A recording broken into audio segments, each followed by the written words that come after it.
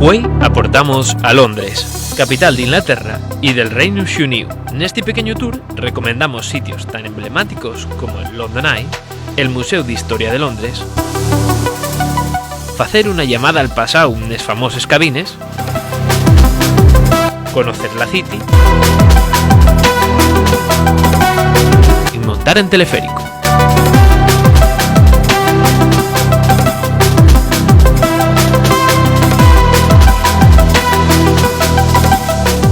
Para desplazarte recomendamos el Metro de Londres, que aunque lle de 1863, furrula a la perfección.